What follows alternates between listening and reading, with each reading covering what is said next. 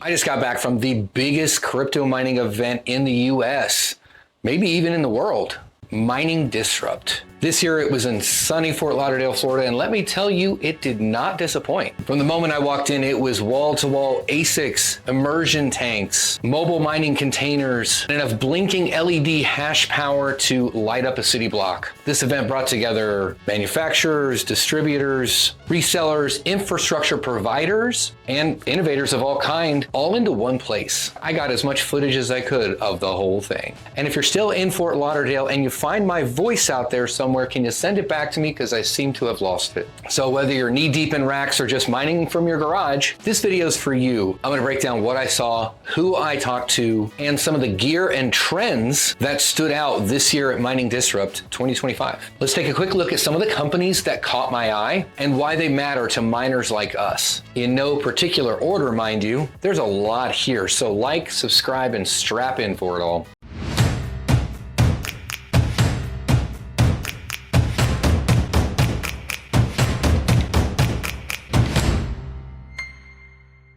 So I'm actually gonna start at the top in alphabetical order here because there's a lot going on and I wanna try to nail as much as I can for us. Apex 2 is one of the go-to hardware resellers in the space. So if you're looking for ASICs fast, Apex 2 probably has them. Bitdeer was here. They make the Seal Miner, the new-ish OEM and manufacturer of crypto mining hardware. They also now offer AI cloud services and traditional hosting services as well. I'm definitely looking forward to learning more about those additional services. Yeah, creating and reselling and another Bitcoin miner is great. Just another Bitcoin miner, right? Bitmain, the OGs behind Antminer. Of course they were there. And if you've mined anything in the last decade, you've probably used their equipment, or at least touched it. Brains, the maker of Brains OS, as well as some new crypto mining hardware like the BM100 and BM101, which are small little solo miners.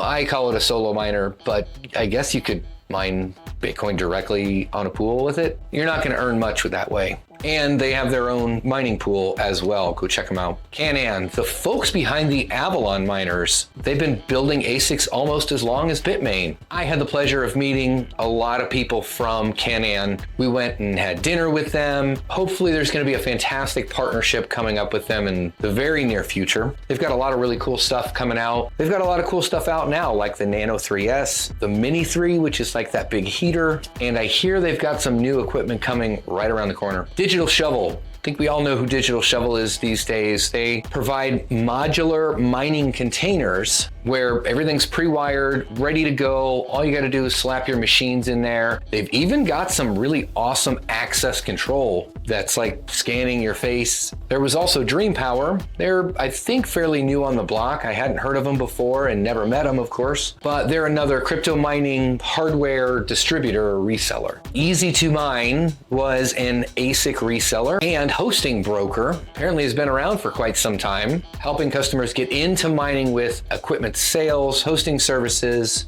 and even farm development. Of course, one of the staples in the show was Alphapex, the somewhat new ASIC OEM manufacturer. They make the DG1, the DG1 Plus, the DG1 Home, the DG1 Hydro, I think is what it's called. It's another Hydro ASIC that's stupid efficient. And they just announced the DG2, which has similar hash rates to the DG1 Plus, I think, but at a lower power consumption, so it's more efficient. And that should be coming out, I think, in Q4. I'm not really super fluent in crypto mining containers, and when I saw FBox, they create a Hydro specific container that was super slick. I didn't get it on camera, but I was talking to the rep there and he was showing me their control panel, which is full touch screen. Obviously it integrates into everything in the system. They make an app for it so that you can monitor and access and make changes on the go. Really, really slick. Fog hashing, all about immersion cooling. They have their giant, I think 40-foot container there full of these immersion tanks. This is for the big boys. I know they make smaller ones as well. I don't think they had those there. If they did, I missed it, didn't see it.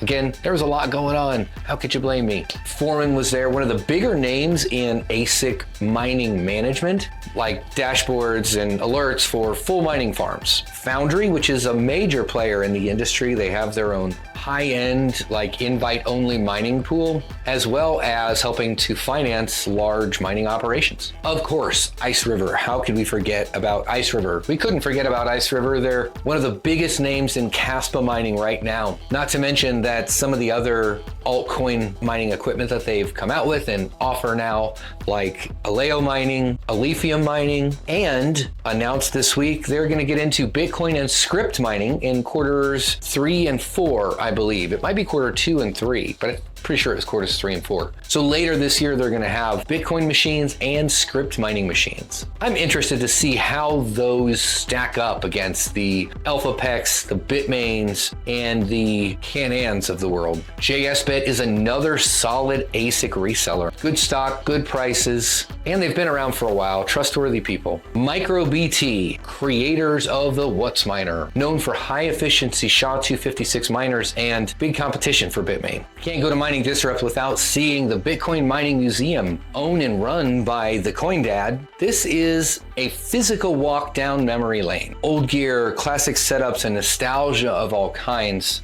I was talking to the Coin Dad who owns and runs the Bitcoin Mining Museum. He's like, dude, this is not even half of his full museum getup. They didn't have enough room for him to bring it all.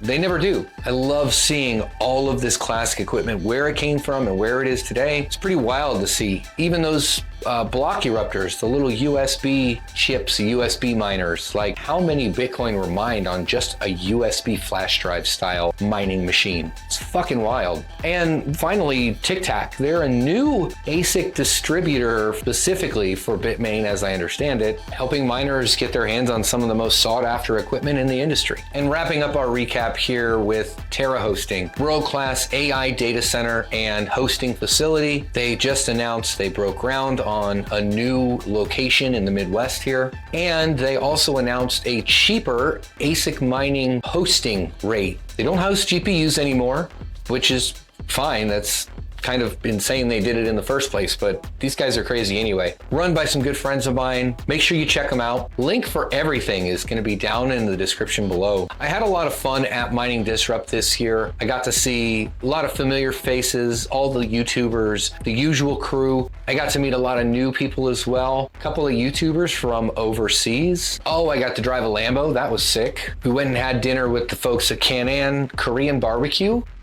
Got to hang out at the Hard Rock with a lot of people from the event. We went out on a yacht, got to cruise up and down the canal and network and talk to, again, a lot of people in the industry. I love learning about all kinds of new tech that comes out. Can't wait to get my hands on some of this new equipment. Goldshell. Holy shit, I didn't take any video of Goldshell. That's okay. I got their new home miner, the Byte. I'm gonna be doing a dedicated video on here shortly, so make sure you are subscribed to see that. Did you go to Mining Disrupt? What did I miss? There was a lot going on there, and I got a lot of business cards to some very awesome industry folks that I'll hopefully be working with in the near future, talking about what they offer and bringing it to you firsthand. So make sure you stick around for more.